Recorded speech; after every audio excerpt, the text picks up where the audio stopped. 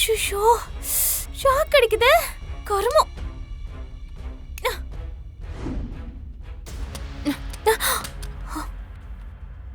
அப்பா கொஞ்சம் விட்டு ஆளே காலியா இருப்பான் போல இருக்கே. இந்த எலக்ட்ரிஷியனை முதல்ல வர சொல்லுவோம். போன் எங்க?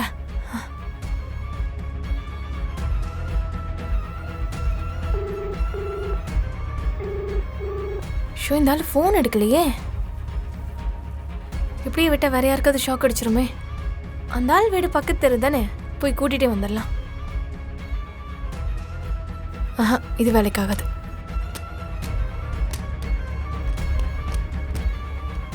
ஆமா இவர் வேற ஜூஸ் கேட்டாரு, இப்ப என்ன பண்றது? சரி போய் கூட்டிட்டு வருவோம். உன்னை உள்ள வர சொன்னமேன்னு எனக்கு மனசு கொஞ்சம் உறுத்துச்சுதான். ஆனா நீயே வெளியே உக்காந்துட்ட, இதுவும் நல்லதுக்கு தான். இனி ஜென்மத்துக்கும் என் வீட்டுக்குள்ள உன்னால வர முடியாது.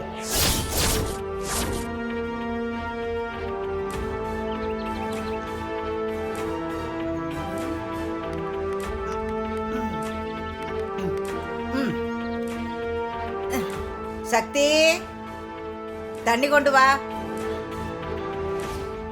சக்தி அத்தை இல்ல, கடைக்கு போயிருக்காங்க. தேவி தேவி அவங்களும் வெளியே போயிருக்காங்க. ஒருத்தி இங்க இல்லையா? உன் அக்காள வர சொல்லு. அக்கா துணி காய போட போயிருக்கா. காலையில கிளம்பி போயிட்டாளா? நீங்க தானே அவங்க நிக்க கூட நேரம் இல்லாம வேலையா கொடுத்துட்டு இருக்கீங்க.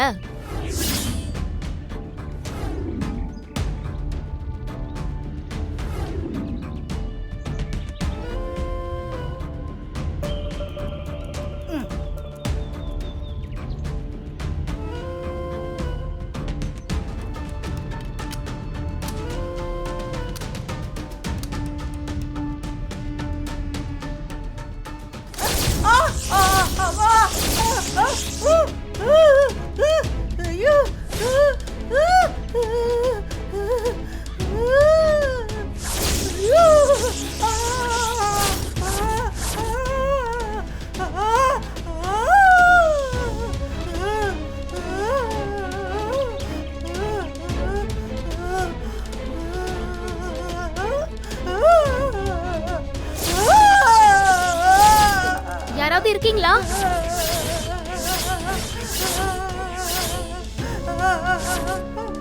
என்னாச்சு?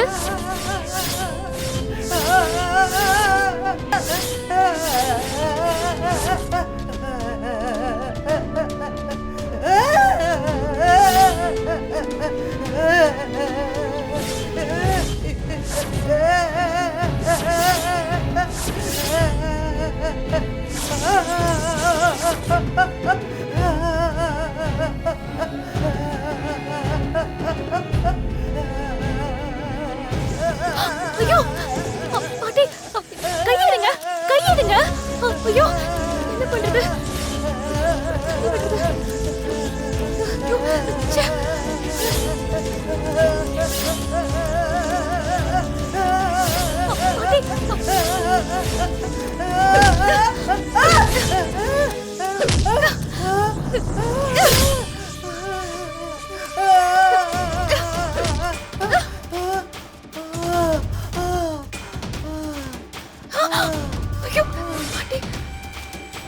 கோவத்தெல்லாம் உள்ள வச்சுக்கிட்டு சமயம் பார்த்து என்ன கட்டையில வச்சு அடிச்சிருக்கா.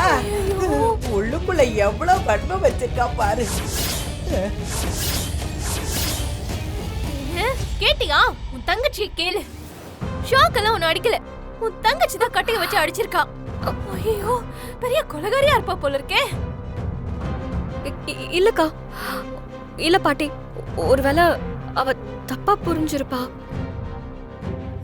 தப்பா எல்லாம் புரிஞ்சுக்கல, தப்பான புத்தி அவளுக்கு. இவ புத்திய தெரிஞ்சுக்கிட்டியா? அதான் யாரு இல்லாத சமயமா பார்த்து உள்ள வந்து என்ன அடிச்சிருக்கா.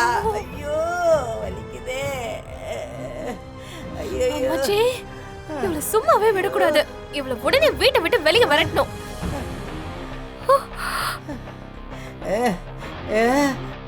வேணாம் வேணாம். அவ செஞ்ச தப்புக்கு இந்த புள்ள என்ன செய்வா? ஏன் வேலை வேற முடியணுமே.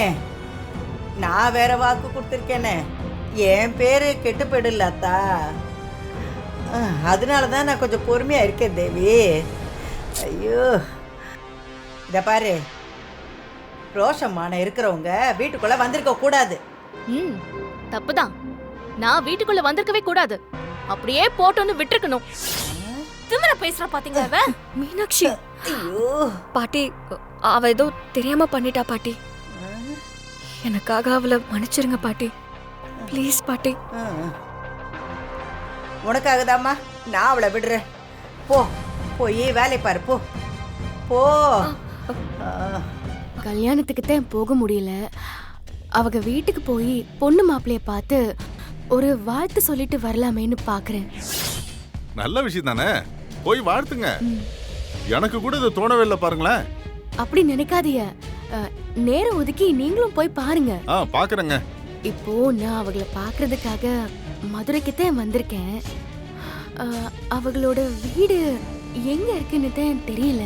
மனோக்கு ஒரு போன் போட்டா அவரே சொல்லிடுவாரு உங்களுக்கு. ஆமா, கேக்கலாம். ஆனா கொஞ்சம் சர்ப்ரைஸா gift வாங்கிட்டு போலாமேன்னு பார்த்தேன். ஓ அப்படிங்களா? ஆமாங்க. நீங்க அவங்களோட அட்ரஸ் கொடுத்தீங்கன்னா நான் போய் பாத்துக்கிறேன். சார் நான் சொல்றேன், எழுதிக்கிறீங்களா? சரி, ஒரு நிமிஷம் இருங்க. சரி. ஒரு பேப்பர் பென் கொடுக்குறீங்களா? இதோ எடுத்துட்டு வர, ஒரு நிமிஷம். ஹலோ, ஒரு நிமிஷம் லைன்ல வெயிட் பண்ணுங்க. இந்தாங்க. சொல்லுங்க.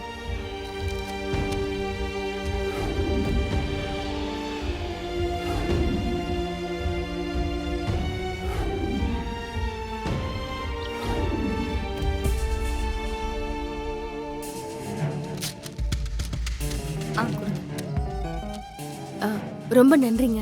ஓகேம்மா. சரி வச்சிடுறேன்.